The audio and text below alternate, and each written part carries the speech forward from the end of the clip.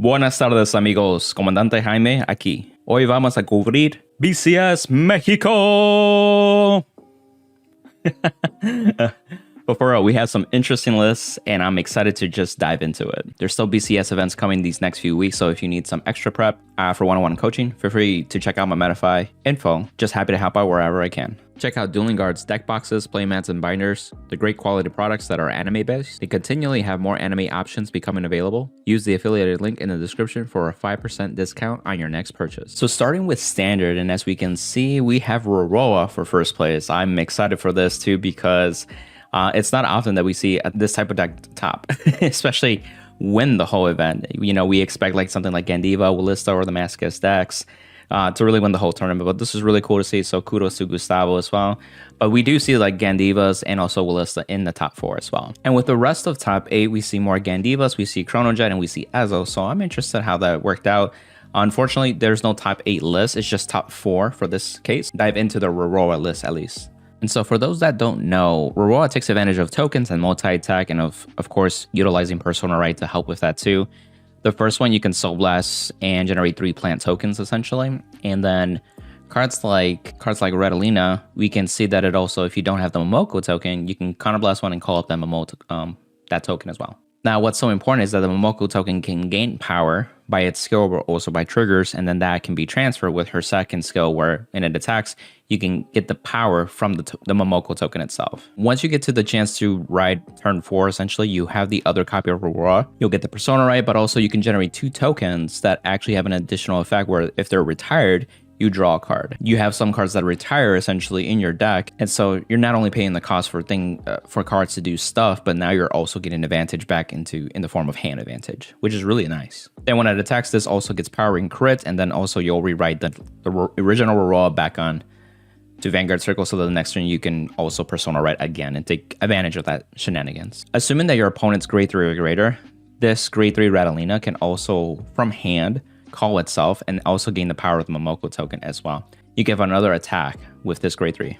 I can see why he's playing 2 copies of Matthias, because this is a card where you can Soul Blast, retire 2 other Regards, and you can choose a grade 2 or less to call it to Regard Circle. And of course, the ideal targets is really your tokens, but also the tokens that let you draw, and so that won't be till later, so it makes sense that reduce that to 2. You have the Cycler as well to make that consistency. Since that is a Persona Right deck, that first skill could come up, or the second skill can come up, where you can counterblast and then deny them of intercepts, and then those front rear guards cannot stand the next stand phase, which can be very annoying for some decks. They're playing 4 Borrow Mushrooms. This is a great card. More tokens see, but it's also early game pressure, and so my guess is that they wanted to see maximize out of this early on as soon as possible and really take advantage of that. Plus, if you don't see the newer type of Aurora, you can also rely on the original to have some defensive pressure, defensive shield. So for each token that you retire, it gets an additional 5k, essentially. And let's not forget the order card as well. This also retires some aspects, so that can trigger those tokens to draw you cards, but also just use the extra tokens for like skills like this. And this is another way to give them a Momoko token power as well. Checking into second place, we see Gandiva, and I was curious what we have here. Nothing too surprising. Gandiva does what Gandiva does best. Speaking of best harvest, for sure. One key thing to note, the Sturigna is at 3 copies right now. This doesn't take into effect till a couple days later from this video being recorded. So this was the best chance to like still play multiple copies before it gets restricted to 1. Now into V Premium, and so there's no top 8 list, we just have top 4. So luckily Fuzzy gave us this. And what's really cool is to see Favas win it all. We got Highlander going 2nd, we got Raging Form for 3rd, and then Night Rose for 4th. So we've been seeing trends with the prior BCS events where basically the blue clans are really good picks right now. So if you pick any of them, expect to see them in the top 8 tables for sure. We're going to dive into Daniel Herrera's list, who's also known as Jesus. He's actually the one that won Worlds with Blasters many years ago. So if people were around that when that happened with that stand trigger, you guys know exactly what I'm talking about. So going into his list, and I can see they're playing the 4 Files, the 3 Lambros, Pursuit, Dennis, Coral Soul, Repress, 4-4-4, yeah, basically a very standard, consistent Thavas list. They're also playing the 8 crit with a 4 draw, so okay, gotcha. So when I see this list, I see a lot of consistency, which is really good, and Thavas does best what it does at this point too, so why not just maximize on that too? I'm a little surprised though he didn't try out Genovias as a finisher. That's always a great card to ride on your turn 4. It's a lot more impactful than your Lambros turns because Lambros, even moving forward, even though you have a lot of Excel circles, you can only stand 1 column. And he's not playing the wheels, so it's not like he can move one of those restood units to have another attack that way. So I guess he just went for the consistency route and it served him well. Now, something that's not blue. So Raging Form. And so we have 4 copies of the Raging Form, 3 of the Raging Fall. So essentially you have the rewriting shenanigans that Raging Form has, especially if 4 more damage. You can do it twice, so you can have 3 Vanguard attacks pretty easily. You can always fall back into Raging Fall for a restanding Vanguard, essentially. And as we can see, they're playing a lot of the Revenger supports still. They are playing the one of Bronwyn, so this helps with, you know, grabbing your grade 3s as well. So I think this list is pretty solid. I noticed that they're playing more crit. They're also playing the 30k Sentinel with 3 of the draw PG too. So I'm sure they just wanted more crit pressure, even if it's like something as small as like a 30k Sentinel switch, which is really good. Actually, they're playing 10 crit. I just realized they are only playing 3 heal triggers. I think this makes sense because the matchup, like if you guys don't know, you don't want to put Raging Form at 4 damage. So if they're constantly not giving you much damage early on, then what's the point of heal triggers? So I can see why they would rather play 3 and make more room for like crit pressure. So that's actually a good point. Not bad. Kudos, and it worked out for them.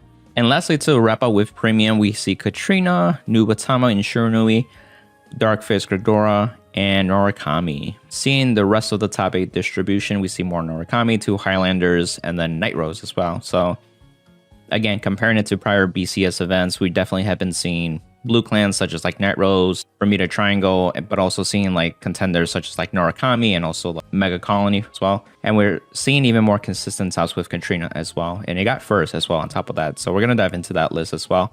And then we see Shiranui also starting to see even more consistent trends of topping as well. Plantita's Dream. I got you, man. And so essentially they're playing the Ashas with 3, oh wow, interesting. 3 Ines and then 2 of the Inlet. Interesting.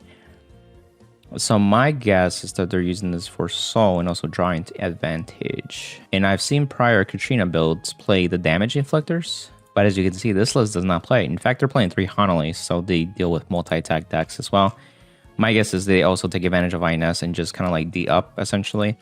But if they're going first, they do Asha, and I'm assuming they're playing the history. Yep, they are.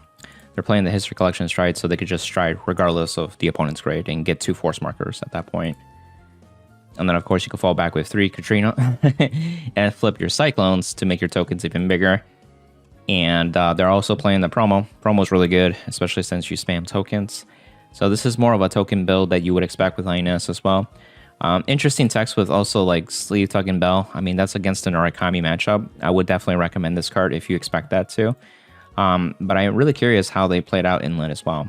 And then lastly into Shiranui. And okay, so they're playing 2 Ouroboros of the G series, but then 1 V series. Okay, I'll dive into this one. So essentially what you could do, because they're playing 4 copies of this bad boy too. So if you ride this, you can ride the Ouroboros from the deck. And essentially, just like in V series, ideally you would want to ride this version of Ouroboros. This is a good option to go first too. If for whatever reason, like you don't have this Ouroboros, you can get this, get the protect marker, and then discard and get this guy, get another protect marker. So you can still kind of D up, and then you can use this skill to like get the domination token and throw your opponent off too. I know Sakib and I have been talking about this card before, like before BCS Rosemont, and one of the things that he was trying was this card, and he told me like, you know, against the Norakami matchup, some people were playing Esperiata. So if you did the domination token, you would get triple drive, but also restand. Some shenanigans, but so there's little tricks you can do with this card, but I think it doesn't come up as often, but I'm curious how it came up for them during this event too. But you still want to play at least 2 Mizukaze because that is a good card. You got the token generator, the consistency V promo, the Unan as well. They're playing the Furai. They're playing the V series Furai. So I wonder what was their reason to play 4 copies of this bad boy. Were they like trying to spam it to ride it as Vanguard to get like through their deck, or forcing their discard? A lot of this goes back to like the V series support to Ouroboros essentially. So I'm curious how that worked out. I see they're playing Rui as well. This is also another discard type of deal. And they're playing some of the counter-charging aspect with Sakura Fubuki as well. Interesting. They're playing the Cray Elemental OT. They're not playing the Dragon Empire one. But yeah, going into the G zone, we can see pretty much a little bit of everything. You definitely want to have your 4 copies of Ren for sure. Your history collection stride, so he has 2 of the different copies. And your other cards too. Okay, cool. Pretty cool. Obviously, it worked out for him too. Congrats to all the top-end players. We just had one BCS this week, prior weekend, so it's pretty interesting how it's still evolving with standard, V, and then premium. But we also see some consistent trends. I think the biggest thing that was the outlier was the Roroa deck for standard. But again, I would expect so like Mascus type stacks, and also like possibly Wallissa still. Gandiva is going to take a hit with that restriction to an extent too. So we'll see how that actually converts with the results with these following BCSs coming up. Again, if you want to support the channel, check out the affiliate links with TCG Player, 50 Card Shop, Trading Card Mint, Card Trader Zero. Feel free to check me out on Metafy just to help out where I can. Happy to help out. And then lastly, check out Dueling Guard's phenomenal products, binders, deck boxes, and playmat. Increase your anime swag. On to the next one, amigos. Bye!